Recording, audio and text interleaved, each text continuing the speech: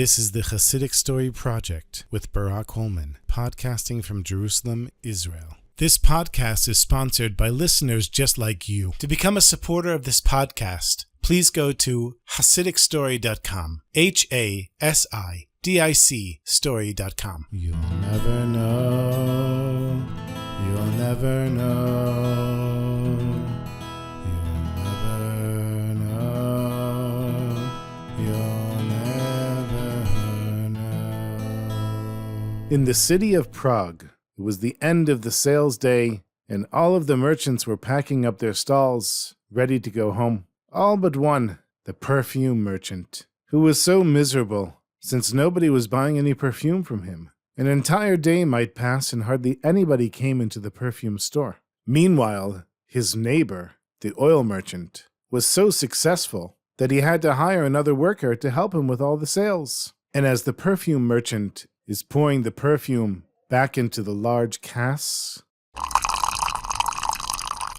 and counting the little bit of money that he made for the day, he thinks, boy, that oil merchant, he has all the luck. Why does everybody come to him and nobody comes to me? So he decided that he had to figure out what was the oil merchant doing that he wasn't. And since they shared a wall, he decided he would come back at night and drill a little hole in the wall that separates the two shops. And then he would be able to spy on his neighbor and see what's going on and why he's making so much money. So he came back that night. Nobody was in the marketplace. He went into his stall, and using a little hand drill, he made a tiny little hole in the wooden wall that separated the two stores.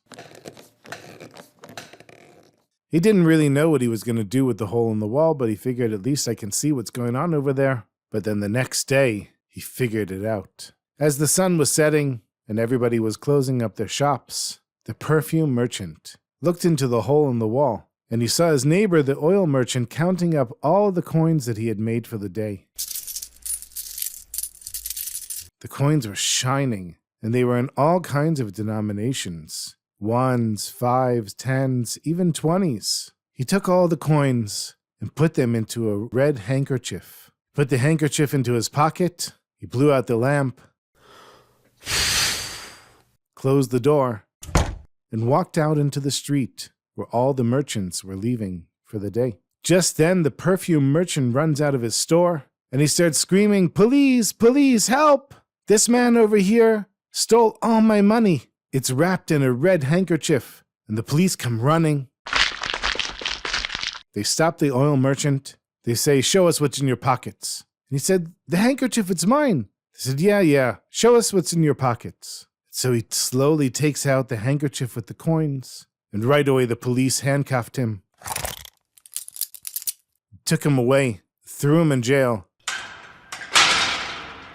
and took the coins as evidence. Now the perfume merchant was very happy, not only that he was able to ruin the life of the oil merchant, but the oil merchant was also a Jew, and that made it even sweeter for him, because he didn't like Jews very much. And so here's our Jewish oil merchant sitting in prison. He claimed he was innocent, but no one believed him. And a few days later, the trial was coming up. It was the talk of the town. Everybody was trying to figure out who was really the thief. Did the money belong to the oil merchant, or did it belong to the perfume merchant? And what's really going on here? People were arguing in the streets. Families were arguing with one another. Some people were for the merchant, some were against. There were even people placing bets on the outcome of the trial. Nobody could figure out who was telling the truth. It was impossible to know. And just a few days later, the king of Prague was going to be the high court judge. The king would be sitting, listening to arguments from the perfume merchant and from the oil merchant and from other merchants who knew the two of them. But no matter how many times the king went over the matter in his mind, he still couldn't figure out who was really guilty and who was innocent. And the pressure was building because the king ultimately had to make the decision, and he really didn't know what to do. So a day before the trial, he went for a walk in the streets. Of course, he wasn't dressed as the king, and most people didn't recognize him anyhow. He's walking around just thinking maybe a message will come to him, something, somewhere. And he sees some Jewish boys playing in the street. Of course, what are the kids playing? They're playing the judge and the merchants. One boy was the judge.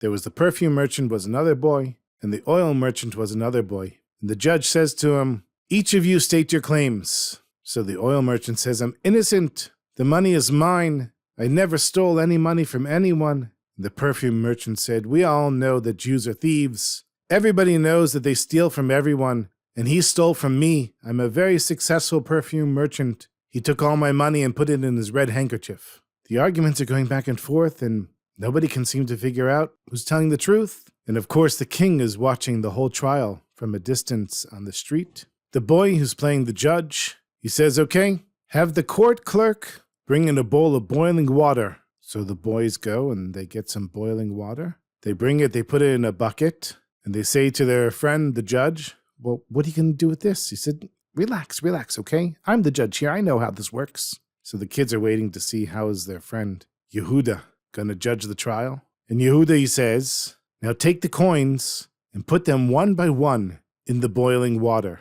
If oil rises to the top, then it's clear that the coins belong to the oil merchant. And if the water smells like perfume, then we'll know that the perfume merchant is telling us the truth. And the boys were very happy, and they applauded, and they said, that was great, Yehuda, that was very clever. And then they went and played some ball, and they went back home. The king, however, was standing there on the street, and he was blown away. Because this boy, who was playing judge with his friends, he solved the case. And now the king was going to be able to show how intelligent and brilliant he was the next day in court. So the next day in court, the courtroom was packed with all kinds of people waiting to see what's going to happen. What's the truth? We have such a clever king. Can he figure out how to find the truth? And both sides presented their case, the oil merchant and the perfume merchant. And the king then stands up and he says, I want a bowl of boiling hot water. And everybody was quiet and they said, what?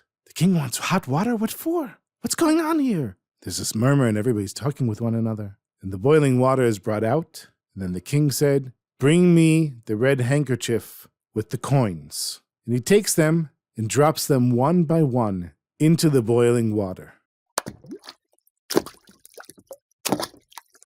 And then he called everyone in the court to come and see the result. And what did they see? Hundreds of tiny little beads of oil floating on the surface of the water, and no smell of perfume whatsoever. Everyone in the courtroom started applauding.